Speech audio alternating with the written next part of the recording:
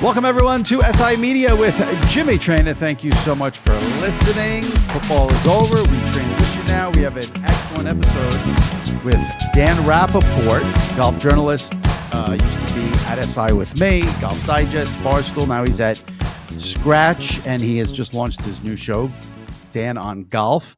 So we get into sort of what golf and sports media is like these days, and then we get into some golf topics, LIV, the TGL, Tiger, Masters, and a few other golf topics with Dan Rapaport. Following Dan, my buddy Sal Licata joins me for our Traina Thoughts segment. If you missed it earlier in the week, Monday, we dropped an episode. It was John Oran joining me to recap Fox's broadcast of the disastrous Eagles-Chiefs Super Bowl. Not a disaster for Fox. They set a new ratings record with 127 million viewers, which I don't understand on any level. But if you missed it on Monday, go check out the previous episode with me and John Oran breaking down everything about the Super Bowl and Fox's coverage. And then also last week was an all Traina Thoughts edition, and Troy Aikman was on a couple of weeks before that. So if you missed any of those episodes, go into the archives, check them out. And most importantly, make sure you subscribe to SI Media with Jimmy Traina. Hit that subscribe button. And it would also be awesome if you left a review and rated on Apple. All right, let's get to it. This week's episode, Dan Rapaport from Skratch and from Dan on Golf, as well as Sal Licata and Traina Thoughts, all right here, right now on SI Media with Jimmy Traina. All right, joining me now, an old buddy, former SI colleague, and someone dominating the golf world. He is now at Skratch. We'll get into it. Has his own show, Dan on Golf. Dan Rapaport. What's up, Danny? I was thinking about this. Jimmy and I go way back. He's one of my good friends, even though he didn't come to my wedding, which I will never forgive him for. But I remember my first ever official podcast appearance was you were doing a show called Off the Board or On the Board or something like that. Yeah, Off the Board. And I remember making, I don't know, it's weird how there's certain little snippets of your life that you remember very vividly. I remember picking the Steelers to win a game, and you made a comment about Le'Veon Bell coming back. And that must have been January or December of 2017, maybe. So we've come a long way. Was I nice to you on the podcast, or was very nice, super nice? I mean, I was 23, and I was just started editing and stuff, and I was we would talk a lot, and we became friends, and then you brought me on for a pick segment. It was really nice. There was a time at SI when we had the office and everything, and I've heard from people from before you who said they were intimidated by me. So you had a corner, and you were kind of Traina Thoughts, it was an establishment, and so it's you were a little ornery at times. I would say I was definitely. Yeah. I thought you were a lot meaner than you actually are. You're quite soft when you peel back the layers. There you go. That's good to hear. I'm not going to be soft right now. Before we get to golf, I was texting you before. What is with has the notifications silenced? People who do that annoy me. What is with that? I need to sleep. I'm on the West Coast. I think. Okay, but you're at a golf event now. You're not sleeping. Well, I'm filming stuff, and so I don't want my phone to buzz. I feel like it's pretty functional, no? Right. It's annoying. All right, let's go through this because you have some big changes going on. All right. So like I said, you were at SI, then you went to where? Golf Digest, then Barstool, and now you're at Skratch, and you have Dan on Golf, which debuted this week, which we'll talk about. Tell me this, as you've gone to these four sort of establishments, how has the golf media game changed? Has it come a long way? Give me an overview of golf media right now. Yeah, it's changed a lot. When I first came out, it was Golf Digest and ESPN, and those were the biggest publications. Now it's completely gone digital. A lot of podcasts, a lot of independent groups. I joined Foreplay at Barstool. They were huge. The YouTubers are just a massive force in our space. I think golf is sort of unique in that way because I mean, I might be wrong, but I don't think that there's the same like YouTube ecosystem with basketball or football in the sense of like people watch YouTubers play golf like Right. more, I would say, than they watch the tour. A lot, especially young people. Like if you look at Grant Horvat is like a huge YouTuber in golf. Like all of his videos have over 1 million views. It's pretty crazy.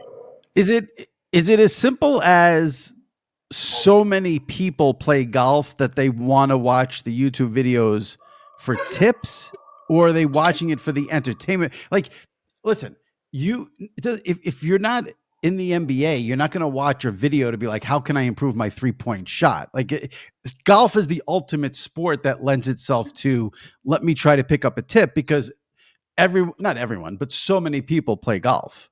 Not you though. No, not me. Not me. Yeah, I think it's a combination of things. I think like, and there's different. I mean, there's so many like YouTubers and content creators in golf. Like there are people who are super instruction heavy, but like with Grants and with Good, like which are the young kids who are like they're all 25. It's really just a lot of people like they play golf one because it's fun, it's challenging, but also just like the camaraderie. It's fun to spend time outdoors with 4 hours with your boys and Code these for videos get and away stuff. from your wife. Yeah, pretty much. Yeah. The code, I mean, but the vibe is sort of like, if you watch these videos, it feels like you're just hanging out with people. It's super like, there's not always like a beginning, middle, of an end. There's not, it's sort of like fly on the wall content. And so I think it just lends itself really well to people who are bored at work and just have it on in the background. And you develop, I'm stepping into the YouTube game now more myself, and you develop like, almost like jokes with with your subscribers, and there's like certain themes that come back, and so you just like build this sort of community. But and also I think like golf just lends itself well to videos because you're not like sweaty and out of breath, right? Like Yeah. you can drink Yeah. on the golf course, you Right. can you can do these little challenges and stuff, you can it moves so slowly that like Bob does sports who are just massive in like the golf is almost just like a in the background. It's more about the comedy and it's more about their banter with each other. So I think there's a lot of reasons why, but it's clear that it's like massively successful and hugely That's impactful. interesting. So Yeah, that's really interesting to me. So it's more about people bullshitting and busting chops and totally, like it's not. I mean, again, if you want to watch the best players on the planet, you watch the PGA Tour, which is always going to be a thing. But you know, these YouTubers. I mean, not to be disrespectful, but like I played in a couple tournaments against them, and like I've beaten them. Like it's not like they're the best players in the world. It's not. I mean, you got to be good, right? No one's gonna want to watch someone like hack it up unless you're really bad, and then that's a whole other area. But these people aren't super famous because they're the best players in the world. They're famous because of their personalities and how good they are on camera. when you were talking about all this, all I kept thinking about in my head was the famous curb scene, because I've tweeted it a bunch of times, when Larry finds out his friend committed suicide and he says the Jets killed Carl and a little bit of the Knicks. But that scene starts with Larry's being like, how can he commit suicide? He was playing so well on the golf course. So that's all. So it made me Yeah, think of like, your mind is just wired to curb. I think that's just kind of where everything. you Yeah, go. exactly. So tell me, so in the golf media world, would you say people gravitate way more to YouTube than podcasts or anything else? No, I mean podcasts are still really big. Like no laying up to the Okay. huge. I just think they gravitate toward like I guess non-traditional media. Like Right. I don't even know if like ESPN doesn't even they don't even have a golf podcast. I mean, Golf Digest has a couple, but they're not they're not the biggest in the space. Mm-hmm. It just feels like all of these people outside of these sort of legacy media establishments came in and just eating everyone's lunch. Right. I want to. We'll do some specific golf stuff, but I want to stay on this for a little more. Tell me now. So you're at Skratch now. Tell everyone Yeah. what Skratch is, what it's all about, what you're doing. Yeah, so I mean, I work for Pro Shop, which is the holding company. So it started by the guy who was the Chad Mum is his name, executive producer of Full Swing. So worked with him for the first 2 seasons. We got season 3 coming out in less than 2 weeks, February 25th.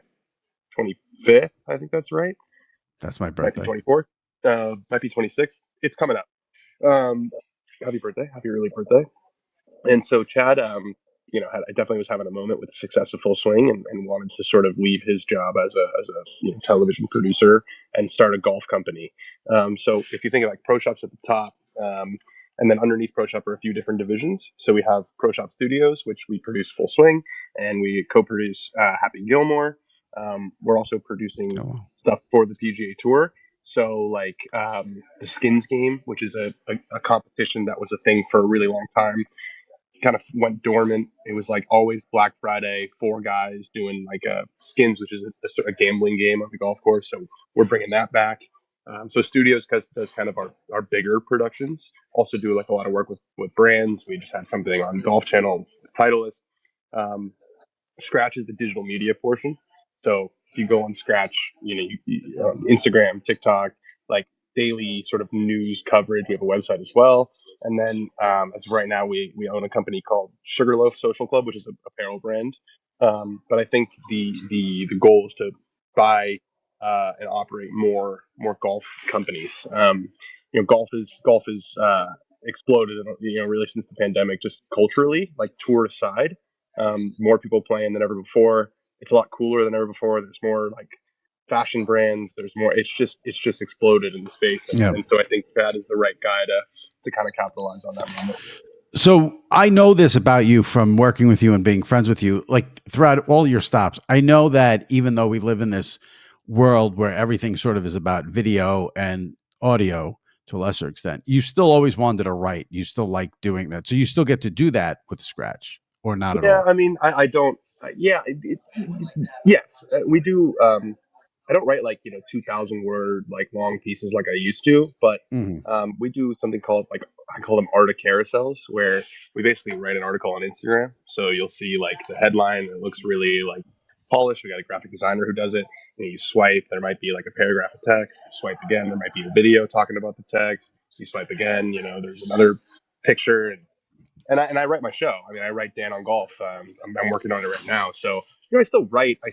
Writing is, I think, at the core of a lot of storytelling. Just like laying out ideas and how you want to convey something. But Right. It's no, just not in I don't column really. form.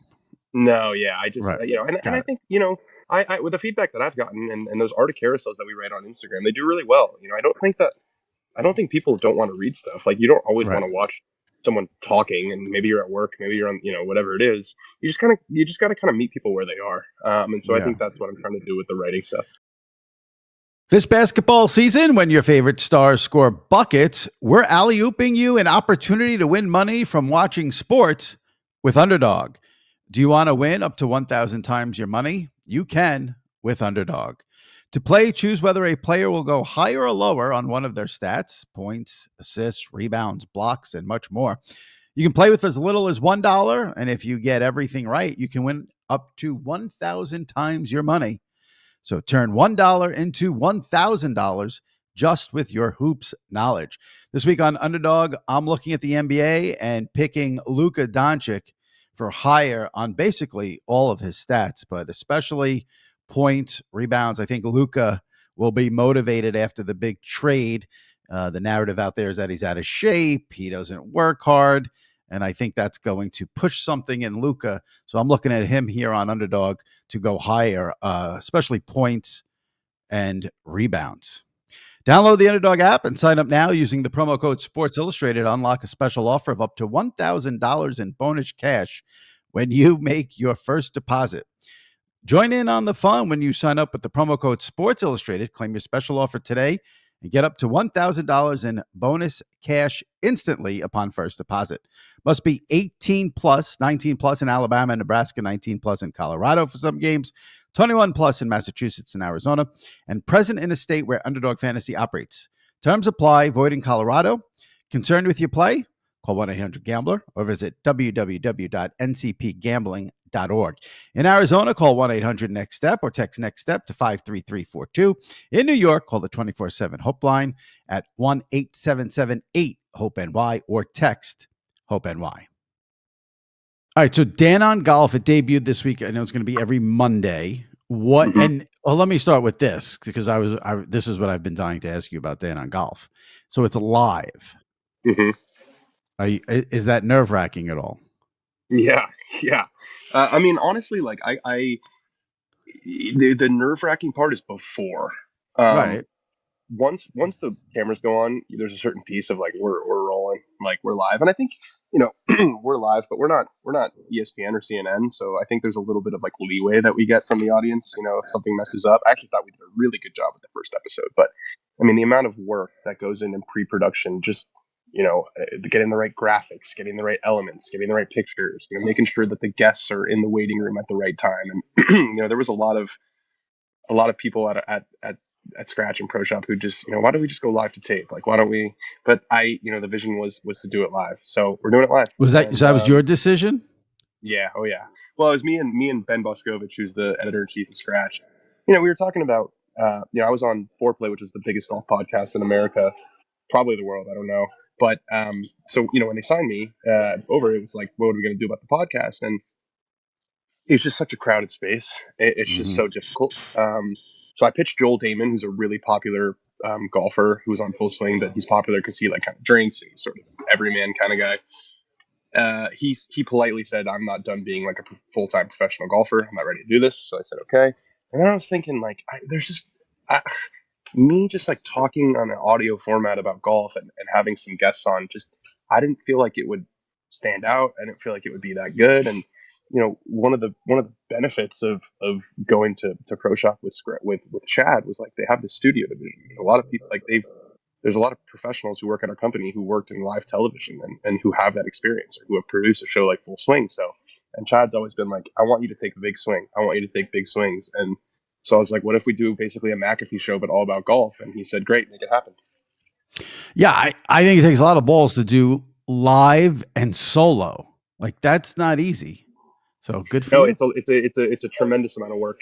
Yeah. I'm actually, I've been sober for like 4 weeks, which is very new for me. So yeah, so I'm not like AA. So like I had a glass of wine during the Super Bowl, but as you know, I like in my 20s. I'm now 30. I like to party a lot, and there's just more on my plate than ever before. So it's good to feel like I can, I Saturday morning is not just like a total loss. Well, yeah. I mean, if you got to do a live, if you got to write the live, it's not just. I think people see, okay, it's Monday at 1.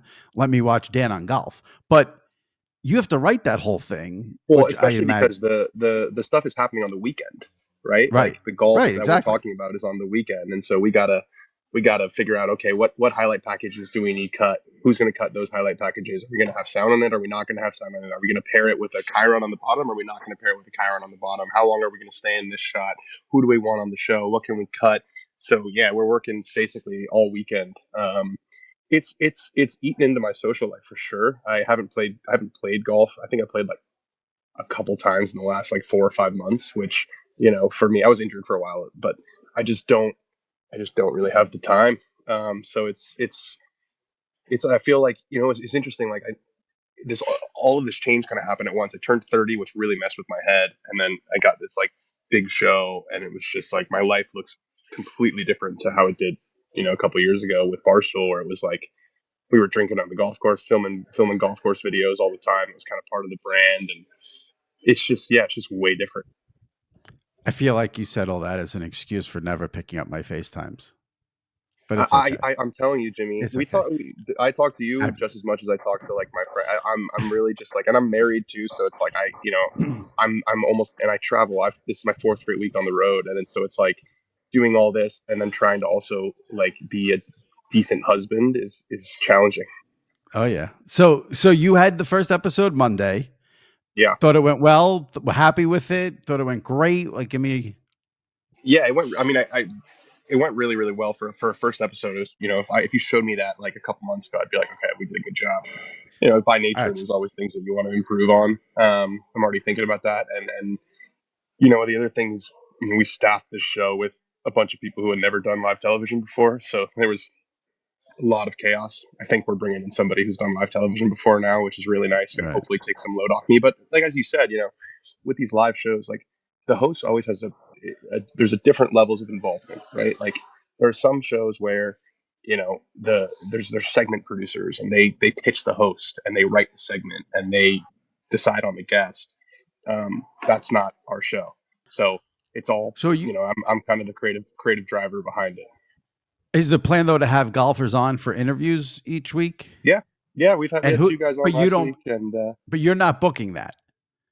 oh yeah, Someone no, else I'm is. doing that. You're booking it. Yeah, Yeah, I'm doing no wonder you're everything, buddy. stressed. Yeah. I'm sending I mean, there's someone who does the logistics of getting them into Zoom, and but no, it's my relationships. So Do you have every golfer in your phone? I don't have Tiger Woods, so What about no, Rory? uh, I have a line to Rory. Scotty Um, Scheffler. nope, All Colin right. So Morikawa. so you got to Uh, work a little. So you got to work a little to book it. well, I don't get like the biggest guys, at least not yet. Well, you've had one You know, episode. You've had one yeah, episode.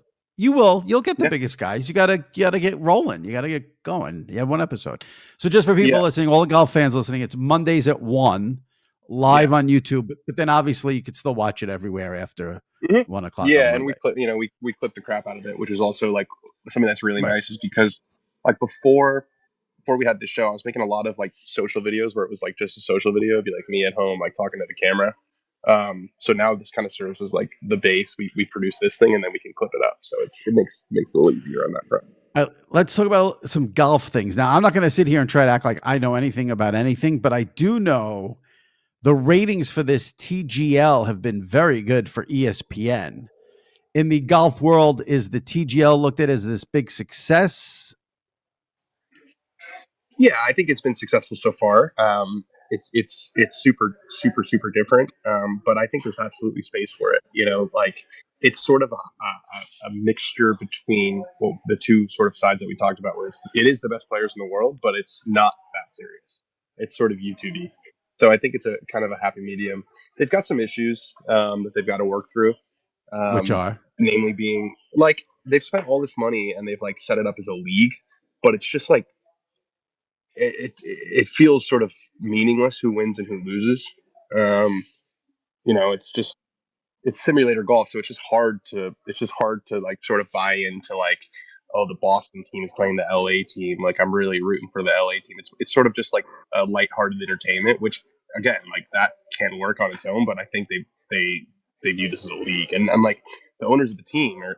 The Boston team is like Fenway Sports Group, and the LA team is like the owner of Alexis Ohanian, who's Serena's husband. Like they're very real. The San Francisco team's owned by the people who own the Warriors. Like it's set up like a sports league and it's got the money behind yeah. it like a sports league. But as of right now, there's a little bit of a disconnect. Like it would be better if they were just playing individually. Is that the case? Yeah, yeah. I don't. It's just not really feeling like a sports league. Got it. Yeah, Yeah. I mean, like I said, I'm not going to sit here and pretend I know, but from what I take in, I would never guess it's a league either. I would think it would be individuals playing against each other. Right. So they And like haven't. I'm sure you've seen clips and like you didn't even Yeah. know that it was a league. Right. So Right. there's Right. obviously some sort of, messaging issue. Yeah. The live versus the regular tour seems to have died down, but I know live now they have a TV deal with Fox. How much will the TV deal with Fox help live? Because I do know when they were on CW, no one was watching any of those tournaments ever. The ratings were like pathetic. Yeah. They've had 1 week so far. They played in Saudi Arabia. They played at night. They lit the course up so they could put it on TV in the middle of the day. They kind of buried it on FS2, so it did not do very well. I mean, time will tell. I think lives in a tough spot because a lot of these contracts are running out with like Bryson and Brooks and their biggest stars, and I think the Saudis who funded this thing, I don't think they ever thought there was going to be a second contract negotiation. They paid these guys all these money to sort of disrupt, and I think we had that agreement that was 20 months ago now, and I think they thought this would be figured out by now. But I mean, you saw the last off season. The way it works with Live is they kind of have like a window where they can sign players.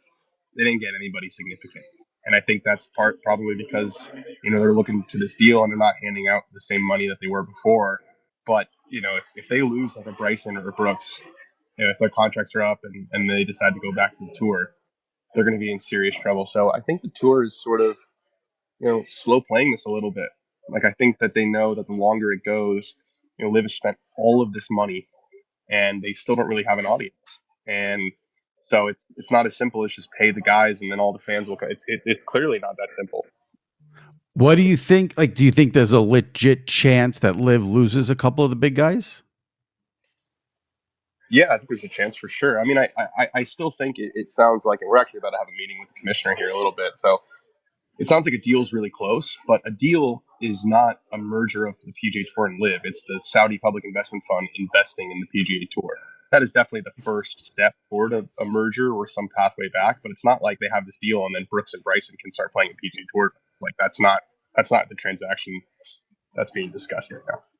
So okay. So let's say Bryson DeChambeau's contract is up and he doesn't re-sign with LIV. What's the next step? He just goes back to the tour. Great fucking question. I mean, there's so Nobody much stuff to knows. work out. Nobody knows, and that's that's what I think is like fans need to know, and they're not going to want to hear it because everyone wants everything to come back. But just because there's a deal doesn't mean that there's so many details to figure out. Like, No. because I mean, if a guy like Bryson was able to get 125 million, whatever it is, and then he can just waltz back on the PGA Tour, then you're gonna have a lot of guys out here who are like, well, what the fuck? I stayed and didn't take that money, and now he's back playing with us. So it's why it's taken so long. Yeah. There's so much to work out. It's so messy. That does sound like it could get messy. Oh, I think we talked about this once before when you were on, but you mentioned earlier about the popularity of golf taking a big upturn during COVID, and now you mentioned all the YouTube shows and how that's become big. And like I said, I think we discussed it once before, but I feel like each year sports gambling just becomes bigger and bigger and bigger. Are we still seeing golf benefit from legalized sports gambling? It seems like that just gets bigger and bigger too. Like if I go on DraftKings during a tournament, it's like you wouldn't know any other sports exist. Like they promote the golf stuff a lot. They promote, because there's so many different things you can bet on.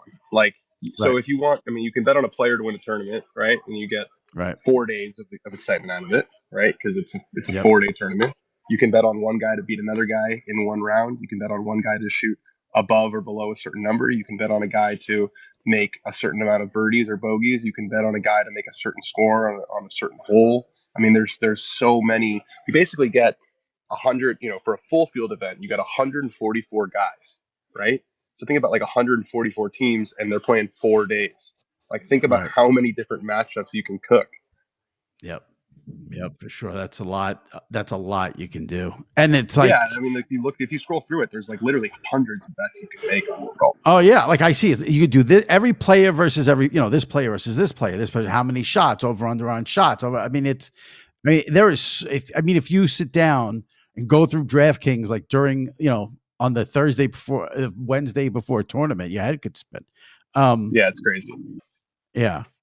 Oh man, I just had a question about the gambling and I forgot. Do you still get, now you've been doing this a while now, but do you still get people the day before tournament texting you who's going to win? Who should I bet? Because I know that annoyed you. No, because I was one of the assholes that did that. No, I think when you stop responding to those, eventually they go away. Yeah, I always got a response from you, so I must be, I'll be hitting you up for the Masters. You were invited to my wedding. You didn't come, but you were invited. It was in another state. I have trouble flying and massive back problems. That was the other issue, which I still haven't fixed. How's your back? You have back problem? It's bad. It's no good. I had to be out for 4 months. I herniated a disc, and it's actually that's what I had. That's what I had. Yeah, no fun. You have the pain going down your leg. Can't move. I haven't lived life in like a year and a half because of it. Yeah, it's fun. It's like it's like it's the most. It's like an eerie, bizarre feeling where it's like almost like doesn't feel like a real pain. It's like in the back of your knee. We have the same exact thing. We'll discuss that. Yeah. So, and the Ryder Cup isn't until September, but that's like in my neck of the woods. Yeah, 5 minutes from where I grew up. What should I expect? Is it going to be just animals all over the place for 4 days? It's going to be chaos. I mean, they I don't know. You've seen the single day tickets at $750, so that will probably price out some of the hooligans, but they'll find a way. It's going to be crazy. I mean, the Ryder Cup is the only event in sports, or in golf rather, that is like patriotism and one team against another team, and you throw it in Long Island, and it's going to be probably the biggest golf tournament Probably. I mean, from a media perspective, right in New York, from a fan perspective, it's gonna be huge. I'm thinking in my head now, and I shouldn't even say this, but I'm trying to think because, like, all right, so it's a whole, patriotic blah blah blah thing, and Long Island is so Trump country. But you're telling me the tickets are $750. That's going to be an interesting dynamic. I'll be curious to see how that Yeah, plays out at the end of the I'm summer. curious to see too. If it was Yeah. $100 to get, it might have been like a safety That'll be interesting at the end of the summer. Who's like, who was it? DeChambeau was like hated for a while, right? And then he hazard. flipped it. Who's A lot like of the that was most because of hated? YouTube. Is that how that worked? He's got a massive YouTube channel. He collabs with all the guys I was talking about earlier. He's built a community on there. People love him on there. It's been a really big thing for him. But how do the other golfers feel about him? I think they appreciate the role that he played. I mean, he's the biggest star outside of Tiger. It's like not close, like in our sport. Really? Like yeah. I remember at the U.S. Open, he was battling against Rory McIlroy, who, it was Rory McIlroy, and Bryson had the crowd on his side, which I thought was shocking. But he's huge. He's transcended the tour. He's made himself into a really huge star. And so I think the pros, they probably, it's not for everybody, the YouTube stuff. Bryson's like 31, 32. He's always collabing with like 23-year-old kids. But that's his world. And I think everyone, whether you like him or not, I think you have to respect like the attention that he brings to the game. That's amazing. So he was disliked, did a YouTube show. It's He's hugely the only popular. person who took $125 million from the Saudis and became way more popular. Right. Who is there a villain on the tour right now? Not really. I mean, we miss those guys. Like Bryson was kind of a villain. Brooks was kind of a villain because he was kind of like, I'm too cool for school. Phil. Well, I was going to say in other sports, it's always good when there's a villain. Look what just happened with the Chiefs. But in an individual sport, maybe it's a little harder to just be an individual because you got to take all the shit yourself. Djokovic is a villain. Is he? You don't think so? I don't think he's a villain. I don't know. I think that's strong. Yeah. I mean, no. We that's one of the things that LIV has done is like they've paid a lot of money for those big personalities. So we've definitely lost some personalities in the PGA Tour. Well, that's what's interesting. Again, as an outsider who's not in this day in and day out, it seemed to me the biggest villain for years was LIV. That was the villain for a while. It seemed like. Yeah. That's lost a little bit of thunder because when the tour made the deal with the Saudis, it was like, they don't really have a leg to stand on anymore. So, yeah, I mean, it's good for us media people. Like I can sort of bounce between them, go to LIV events, make content with LIV guys, PGA Tour guys. What it is. It doesn't start until April 10th. We're taping this February 12th. Is it way too early to ask you like the Masters, like who I think people Scotty's should be? Gonna win again. I think Scotty's going to win again. He sliced his hand open on a wine glass, so he missed a little bit of time early this year. And actually hasn't. I mean, he finished 9th, I think, at Pebble, and didn't play that well last week in Phoenix. But he's won it twice. He's the best player in the world. I would, his odds probably right now are as low as they will be given the injury and given he hasn't played that well. So get those Scotty futures in. All right. I will note that for my DraftKings account. All right. So Skratch Golf. Now, so let me ask you this. Dan on Golf is on YouTube and Apple and all that. What do we get from you on Skratch? Skratch, we have a couple of like, it's a lot of social media. Okay, it's a lot of social media stuff. Yeah, we do we do these one hole withs every week on tour where we shoot a one hole with a pro and so the art of carousels that I was talking about, those are all on Skratch. So Dan on Golf is really just like my show and sort of the content that comes from that show. The stuff on Skratch is kind of everything else we do socially. Okay, so let's say there's a tournament. It's Friday, whatever. Tiger's at the lead, even though he doesn't play. Instant reaction from Dan Rapaport would be where? On social media? Like where can people? Yeah. Okay. Yeah, on Skratch. Yeah. And then you wait till Monday and you get on DRAP, my DERAP, which is my personal channel. It's all kind of one ecosystem. Honestly, we're still figuring it out. Right. I asked our social person, I'm like, so where should I post this? The big takeaway though is Dan on Golf is a new golf show on YouTube live Mondays at 1. So that'll be great when there's tournaments in full swing, and then you're on a Monday. So that's a quick turnaround. That's why we wanted to do it. You know, a lot of the big golf podcasts come out Tuesday, so we just wanted to, go right away. What are you covering this weekend? What event? Genesis Invitational.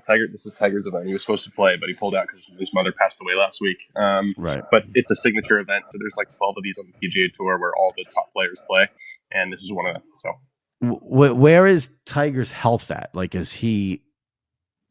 I mean, he had another back procedure in September, so can't imagine it's that good. But he was. Is he going to play? Is he going to play the Masters? Yeah, he will. I mean, he was physically well enough to play this week. He actually committed to playing, and then like 2 or 3 days later said, like, I'm just not ready with my mom. But yeah, I think he'll play. If there's one tournament he'll play, it's the Masters. There's no tournament more synonymous with his career than that one. Got it. All right. Well, I appreciate you taking the time here since you're so busy. In the PR email that got sent out about you starting Dan on Golf, they called you, quote, celebrated golf journalist. So it's an honor to have you on. Old. Just makes me sound old. Like, it's everyone's calling me honor to have a celebrated. I'm 30. Thank you. Is that old? I guess. Well, it only gets worse. I'm not going to bullshit you. I'm not going to sit here and tell you, oh, well, don't worry about getting 30. It only gets worse. It all goes downhill. Once you hit 40, major health problems will start. So that's what you have to look forward to. Really excited for that. I can always count on you to leave me with a cheery goodbye. I'm not going to sugarcoat it. All right, Dan on Golf. So honored to have a celebrated golf journalist on the SI Media podcast. So thank you. And much love, Jimmy. I'm going to FaceTime you tonight. You have to pick it up. Sounds good. I won't, but sounds good. Wow. That about sums it up. Just set expectations low, buddy. I know. All right. Thanks, buddy. Take it easy. All right. Joining me now, as he does every week from WFAN Radio in New York, SNY TV in New York, my buddy Sal Licata. Sal, how are you? How depressed are you that it's now officially over? It's I think the depression really set in for me during Championship Sunday. Right. As I have said, we got into it a little bit last week. I mean, the Super Bowl is not for people like you and me, and that was just that was an abomination on Sunday as far as I was concerned. But we'll get into that. Well, let me start with what was your setup Sunday? How did it go? I know Sal did not make any bets, which is ridiculous. The only thing I did, I had a bonus bet left in my account. So I did like whatever the $13 was in there on some ridiculous parlay. But no, I didn't make any bets, even though I love the Eagles. It was stress-free watching. The game sucked, as you mentioned. It was me, my wife, and my daughter. And the issue that I had was that my wife, because I'm like, oh, it's the Super Bowl. Then she starts asking the questions like, oh, who's that? And I'm like, oh, that's the Eagles quarterback. 5 seconds later, who's that? I'm like, oh, that's the same guy, the Eagles quarterback. Oh, who's that? I'm like, oh, that's the Eagles tight end. Tight end? What's a tight? I'm like, you know what? Go back to TikTok. And that's why the Super Bowl sucks, because it's not just your wife. It's 70 million people who don't watch one game the entire season. And then for the people like us, when it's the single biggest moment of the season, they want a Q&A session. I know. And then, it was nice to have her, at least there, like pretending to care about it.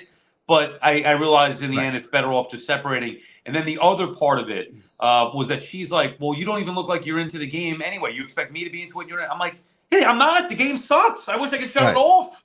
Right. Well, the first thing that needs to be said is, honey, if you need an NFL lesson, week 4, when the Colts are playing the Jaguars, that's the time. Not the goddamn Super Bowl. That's a great point. Yeah. And again, I'm being 100% honest, I would have bailed on that game and moved it to the second TV if I didn't have wagers. It's the only thing that kept me going, because, and the way it worked out was crazy, because I had over 1.5 catches for DeAndre Hopkins, and he got that touchdown with a minute left or 30, so that ended up being his second catch of the day. And I had a bet of, will there be a successful 2-point conversion? And that happened in the last minute of the game. All right. That's why when people talk about the NFL ratings, you can't overestimate the impact of gambling on these games. Because when the Chiefs came out, they got the ball to start the second half, didn't score. I said to myself, should I go back to my Curb rewatch and just put the game on TV too? And if it wasn't for those bets, I would have done that. Yeah. Also, whether it's people's boxes, although I know that didn't move a ton, but or the over/under, which came down to one of the final possessions. Like all those bets, those prop bets, that's going to keep you in no matter what the score is throughout the length of the game. Right. And then people are like, I can't believe the NFL is so big. Well, there you go. I feel like you owe me $25 because when we did this podcast last week, we talked about the Super Bowl boxes, and I said I haven't done them in years. I hate them. I know, it's stupid. Blah blah blah. And then like an hour after that, I get an email from someone like, "Oh, we have boxes left, $25." I'm like, you know what, nostalgia play? Why not? And then like they come back with the numbers. I have no chance. It's just like the quickness with.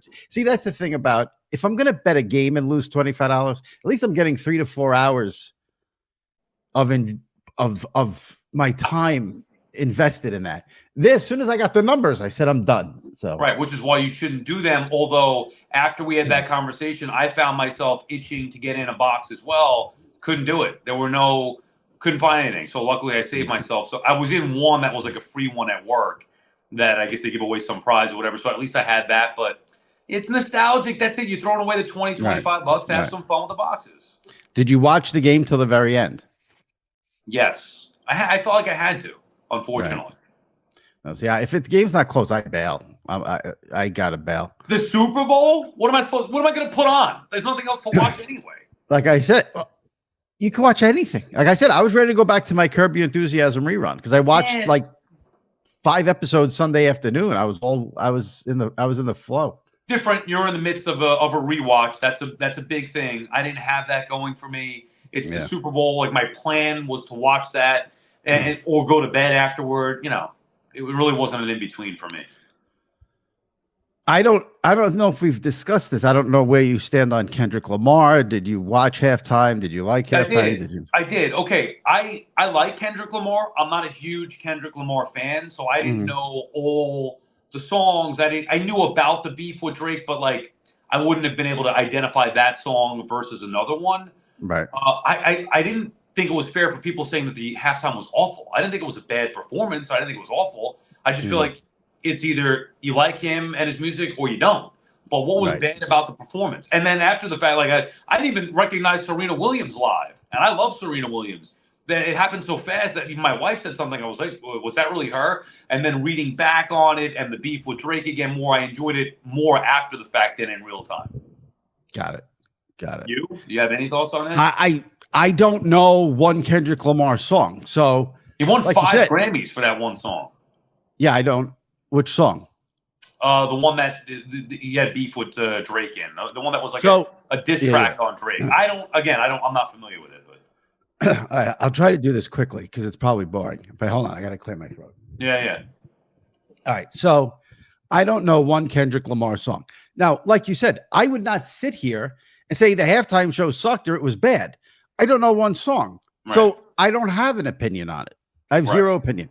I barely watched it because I don't know the songs. So, and I hate anyway, even if I knew the songs, I've said this a million times, I get pissed off. They do 30 seconds and they do a medley. I don't want medleys, but whatever. That's just me. Right. He did that. There were a lot of songs. Yeah, that's not my bag. Even if I knew the songs and I like the artist, like whatever. Right. But I don't know the songs and I'm neutral on Kendrick Lamar. So for me, it was nothing. So it was like during the week, I saw an article from Awful Announcing about like, does Fox have to edit out Kendrick Lamar calling Drake a pedophile? Yeah. So I'm like, what is going? Like, I know nothing about any of this. So I'm trying to find out. I was all confused because I thought everybody liked Drake. Right. And now Kendrick Lamar is calling him a pedophile, which I don't find amusing. And then everyone's like championing Kendrick Lamar. And this is pedophile is the diss now that we're like so I'm trying to figure out what's going on. Couldn't really find out the story. Like I don't. Someone's like, oh, it's rap beef, it's rap battle, it's rap beef. I'm like, okay, but you can only got like I don't get it. So that was all I knew, and then they did the halftime, and then after I saw people like, oh, Serena Williams dated Drake, which I had no idea about. Yeah. And Stephen A is getting destroyed. I thought he had the right take. He's like, if I'm married to someone and they're going to go dance and join in dissing the ex-boyfriend, like I'm going to be pissed. Like, why do you still care about the ex-boyfriend? But I don't know the full backstory. So the whole thing for me is I don't know anything about it. So it's all lost on me. Right, which is fair. And I'm too old to really dive into it. But when it happened, which is, I think, months ago, the Drake and Kendrick beef, I read up on it a little bit. I like both their music. I mean, I feel like I probably like Drake's music a little bit more, but I think Kendrick is better, if that makes any sense. I do, though, disagree with Stephen A. Smith's take on that. Who gives a shit? Why would you, like, if your wife feels like she wants to go out there and dance with her friend, I'm pretty sure that Kendrick is from Compton, which is also where Serena Williams is from. So they I thought she was doing it to like do a dig at Drake because they used to date. Maybe, yeah, I'm sure maybe, but also Drake started it by ripping Serena's new husband, some billionaire, whatever guy. Yeah, this is a while ago. I was reading up on that too. So Drake took some shots at Serena's husband, and then from there, Serena wanted to fire back, and I think she did. So this is probably her way, an additional way of doing it, but also performing at the Super Bowl with her friend Kendrick Lamar. So if my wife wanted to do that, go do it. I don't look at it. Oh, you want to be with him? Who gives a shit? Are you that? I would not. That would not be my thing. Stephen A's entitled to his opinion. I disagree. I'm trying to think if I should say what I want to say here. What?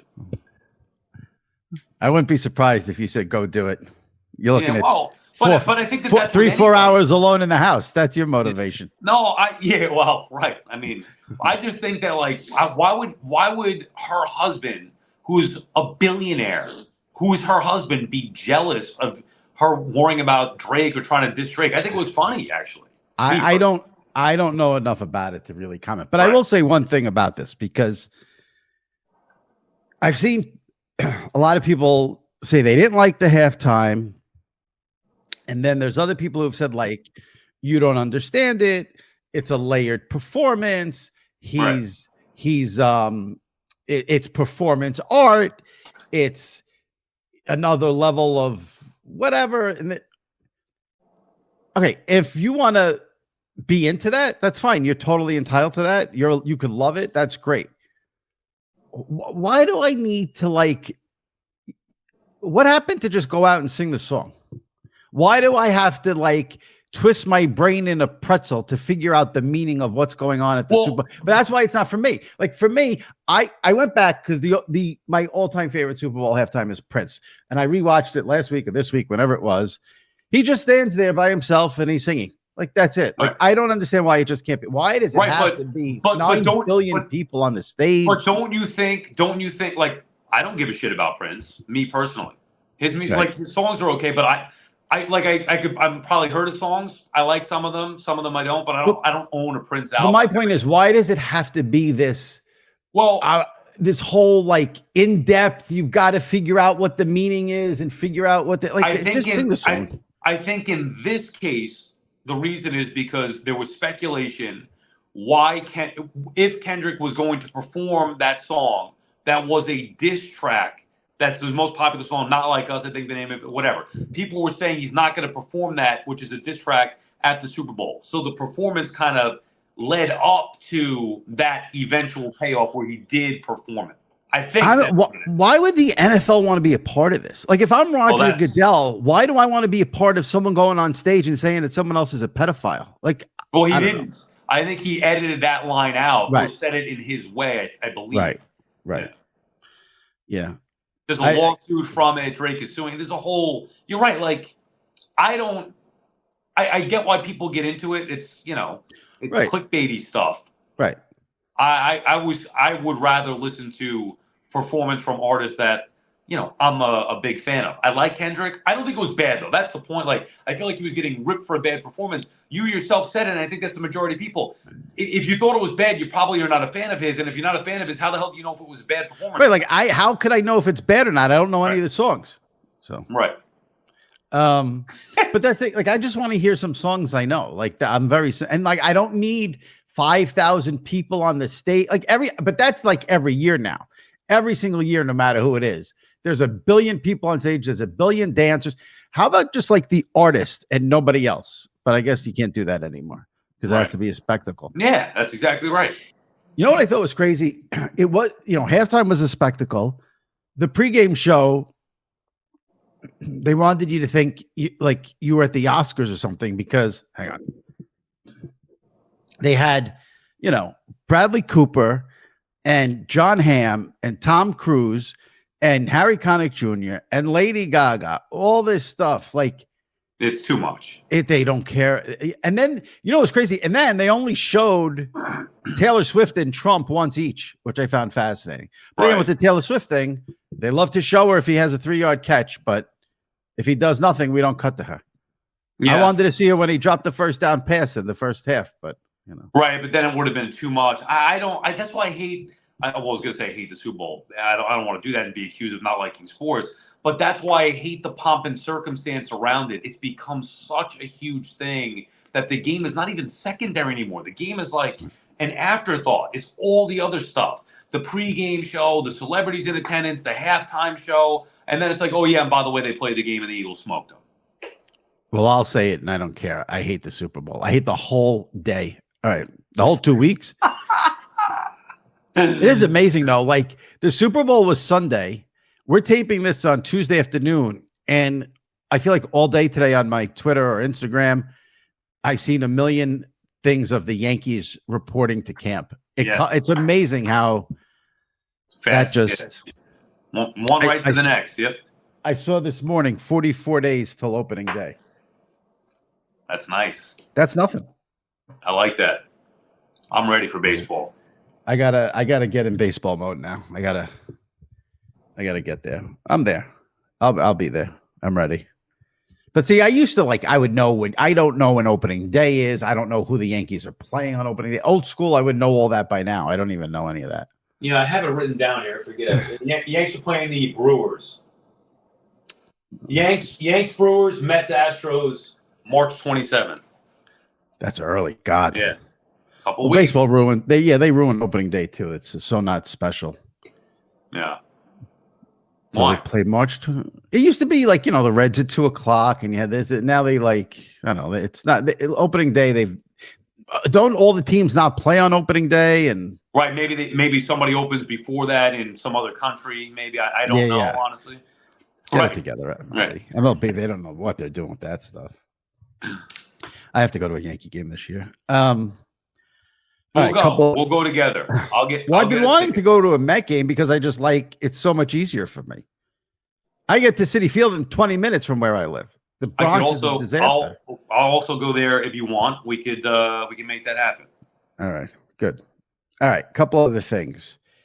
I before the Super Bowl, I did flip on ESPN when they had the Bucks Sixers game. It was Hubie Brown's last game. And I really loved before the game, players from both teams came up to say something to Hubie, shake his hand, high five him, give him. I thought that was cool because all these NBA players, they're in their 20s. Hubie doesn't mean, you would think Hubie doesn't mean much to them. Yeah, maybe they know him as a historical figure. But I enjoyed seeing that respect and the props to Hubie. I mean, this guy was 91 years old. That just remarkable, absolutely remarkable. So I wanted to mention, and then Dickie V came back the day before, so that was good to see. He was very emotional, so that was good. We Sal and I like old school guys, so yeah. I grew up watching Hubie Brown. I don't remember him as coach. I remember him as a broadcaster, but what a legendary career. Yeah, so I was happy about that. And then on Sunday morning, I was driving in the morning doing stuff, and I got a text from someone saying like, "Oh, you were just on CBS Sunday Morning," and I'm like, "What? Like, this makes no sense." So then I checked Twitter, and I'm getting like tweets about it. It turned out that they ran a piece from John Wertheim, who is at SI, who's part of CBS News, who's just a phenomenal guy, and if you're a tennis fan, must follow. It did a piece on sort of SI's rebirth here when everyone thought we were dead last year and thought we were out of business, and we're still going. And as part of the montage, they played the opening of this podcast with my voice saying, "Welcome everyone to SI Media with Jimmy Traina," which was very, very cool because I know that CBS Sunday Morning is like a big deal for a lot of people. But I have to say, before I saw the piece and people were just like, "Oh, nice pop on CBS Sunday Morning," or "You were on something," the podcast was on CBS Sunday Morning. My first thought was like, maybe it was something Troy Aikman said 2 weeks ago, because Troy was on, talked about the Super Bowl. It's Super Bowl Sunday. So I thought, okay, maybe that was it. And then I said, how great would it be if it was about Sal's ratty sneakers? Oh my God, the people with the ratty sneakers. Oh. Now, before we get to the sneakers, I just have to say one thing. I am not kidding. This is the honest to God's truth. I'll swear on Derek Jeter's life right here. I think I've put on Baseball Night New York 3 times in the last 2 weeks, and every time you were wearing the gray pants. I think that reviewer might have been onto something with the overuse of the gray pants. No, I told you that I have 3 different pants that I rotate with, sometimes more, but a main 3 that are in similar color. You need to mix in. One's a light blue, one's a black, and one's a light gray, but they all look similar, especially probably with the TV lights. All right, so you need to get like a navy blue, a tan. Yeah, but they don't know. They don't look right. You got. I don't do the khaki. It's too much gray. It's too much gray. No, I don't do the khaki. I could use maybe a darker. I don't know. Maybe a darker pant, but it's just not my style. How did you feel about all the reactions to the sneakers? I thought did you think people were fair? Yeah, were people fair? Look, here's what I said at the time, and I certainly say this post, controversy, that you could not like the style. I don't even think my wife likes those particular kind. I rotate, by the way. Those and these are the 2, just so you know. So those look nice. Yeah, those look nice. Right, it's the same thing. So my point was that you can rotate. I rotate between the 2. You cannot like the style, but you can't say that they're ratty. What was the reaction from people? What did you? Yeah, most people agreed. Some people like not ratty at all. Most people said not ratty. Some people said not ratty but ugly, or I don't like them. So that's fine. Right. That's not. If somebody was saying you didn't like my style, that's a different story. But to say that they're ratty sneakers, that to me is just inaccurate, factually inaccurate. We don't need that. Knew? Who knew that people give a shit what I was wearing on TV? My bosses don't even care. And yet, please. Everybody gets judged for what they're wearing on TV. Really? Of course. Yeah. You don't see people on TV and say, "Oh, look at that," or "Look at that." No, not really. Yes. No, I mean, if it's egregious, like Boomer wearing the double-breasted suit a couple years ago at the Super Bowl desk, I think it was on CBS Sports. Like it was noticeably like just out there.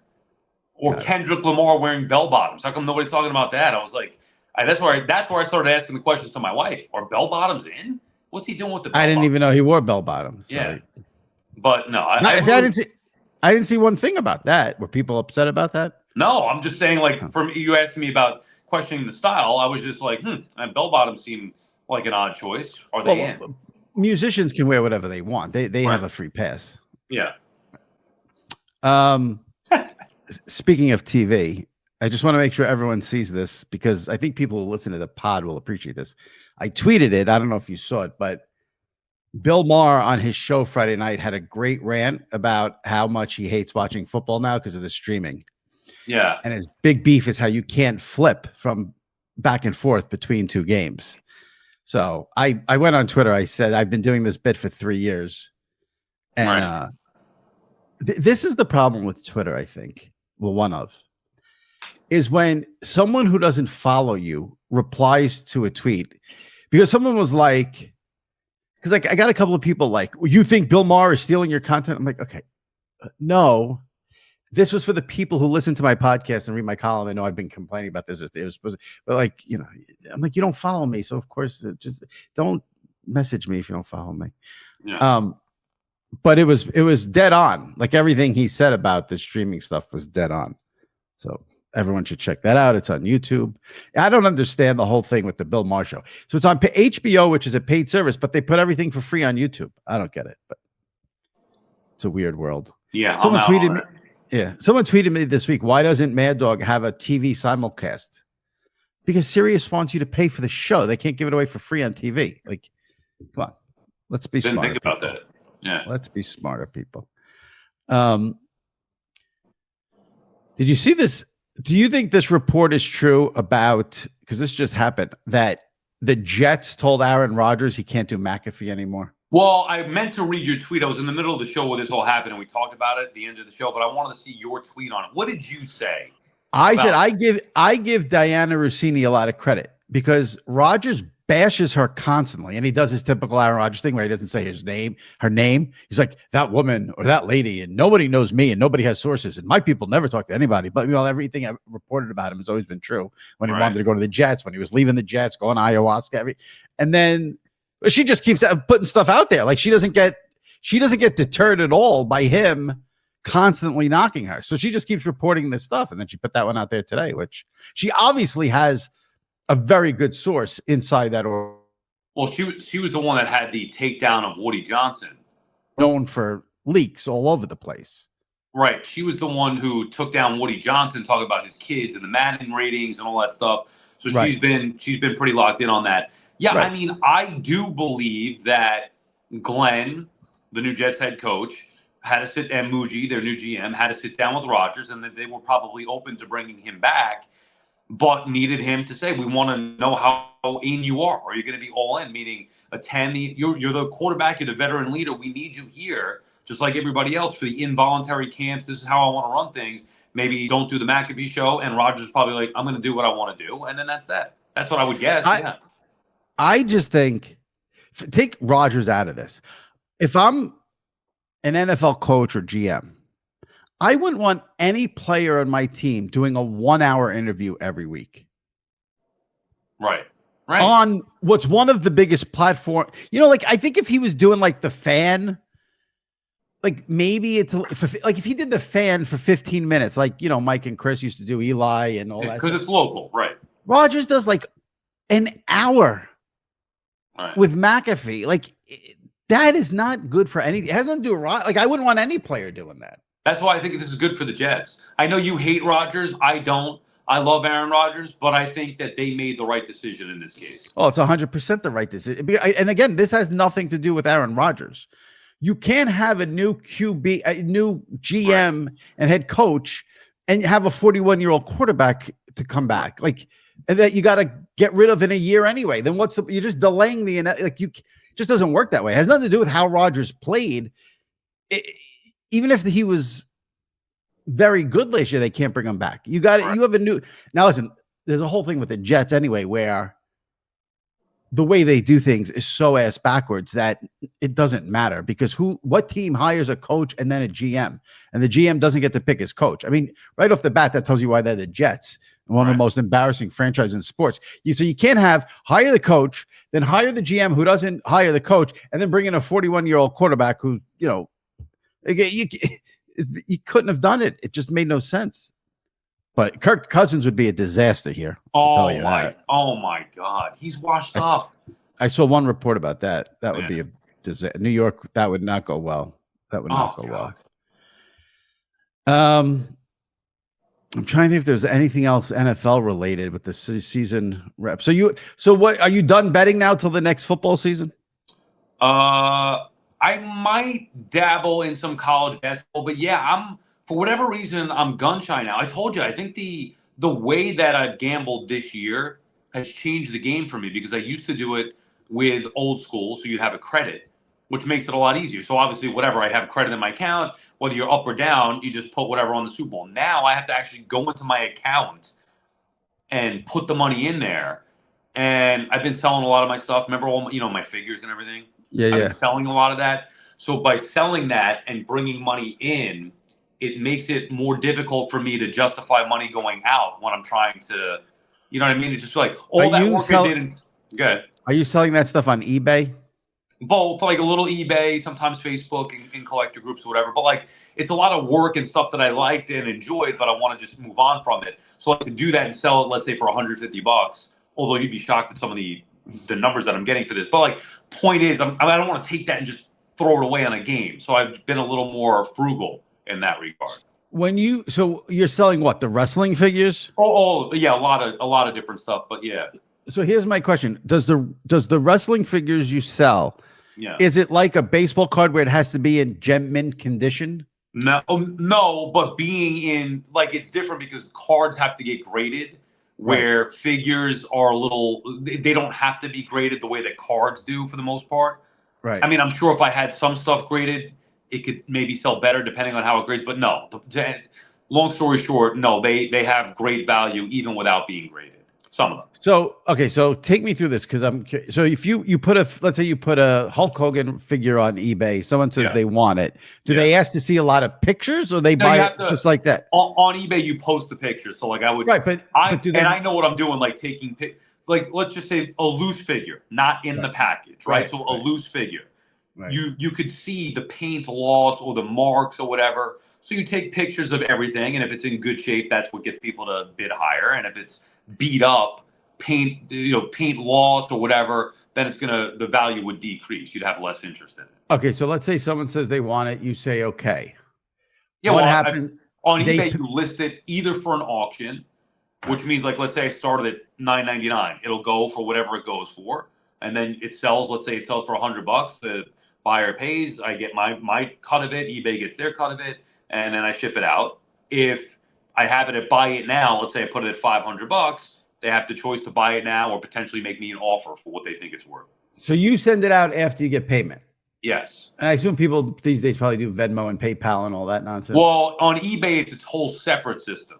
Oh, Facebook, well, they have their system. Like, the buyer can pay within a couple of days. But like, everything is tracked and there's no like deceiving and all that. And if there is, eBay's usually got your back on that. See, my fear is that I will try to sell something. Yeah. The person will send me the money. Right. I will then send them the item, and then they'll say like, "Oh, this isn't what I wanted," or "Oh, this is damaged," or "This isn't what you said," or "The picture was better." That's my fear. Yeah, but I can't do that. You're right, and that can happen. It has happened. It hasn't happened recently to me, but it can happen. But usually, eBay would have your back in that spot. Right. All right, Sal. Appreciate it. All right. We'll see you next week. All right. Talk to you later. All right. Take it easy. All right. My many, many thanks to Dan Rapaport. My thanks to Sal Licata. My thanks to you for listening. Don't forget, this is our second episode of the week. Dropped one on Monday with John Oran from Puck to discuss Fox's coverage of the Super Bowl. So if you haven't listened to that one yet, give it a listen and make sure you subscribe to SI Media with Jimmy Traina. Very important. And then you can rate and review on Apple as well. All right. That wraps it up. Thanks again for listening. We'll see you next week. Stay safe and take care.